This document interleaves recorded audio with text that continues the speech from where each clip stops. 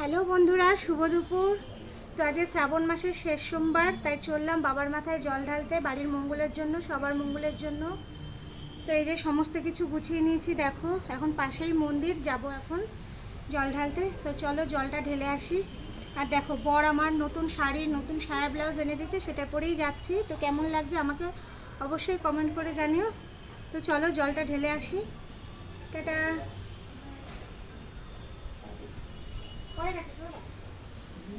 তো চলে আসলাম আমরা ভোলে বাবার মন্দিরে। তো এসেই দেখি এখানে পুরোহিত মশাই মন্ত্র পড়ছে। সত্যি কপালটা ভীষণই ভালো আজকে, যেহেতু শেষ সোমবার।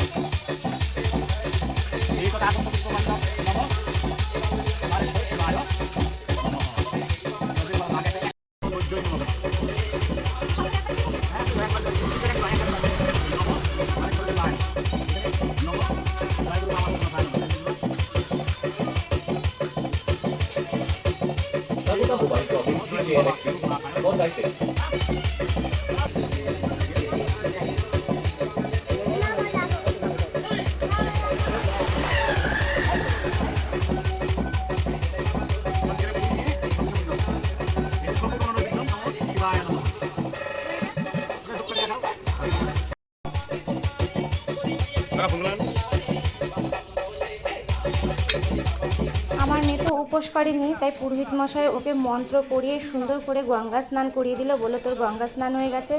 এবার দেখো মেয়েকে বলছে তুই এবার ঠাকুরকে মালা পরা।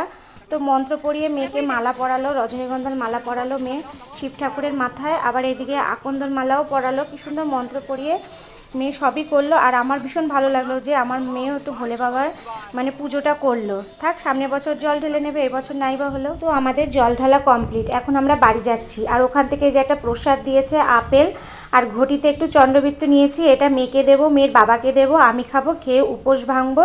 তো সবাই মিলে বলি চলে হর হর মহাদেব। দুপুরবেলায় বাবার মাথায় জল ঢেলে আসার পরে একটু খাওয়া দাওয়া করে রেস্ট নিয়েছি। রেস্ট নিয়ে সন্ধ্যাবেলায় আবার জন্মদিনের পার্টিতে চলে এসেছি। আর দেখো একই শাড়ি পরেছি, কারণ যেহেতু শাড়িটা নতুন ছিল এই জন্য আর চেঞ্জ করিনি। আর হালকা করে একটু লিপস্টিক দিয়েছি। আর দেখো মাথায় বেনি করেছি, অনেক দিন পরে চুল বেনি করলাম। তারপরে দুই বান্ধবীতে চলে আসলাম একটা দিদির ছেলের জন্মদিনে। তো আমরা এখানে গান গাচ্ছি, এ দোস্তি হাম নেহি তোড়েঙ্গে। তো আমাদের মধ্যে অনেক ঝগড়া হয়, অনেক রাগ হয়, আবার পরে মিলও হয়ে যায়। Happy birthday dear Dipal, happy birthday to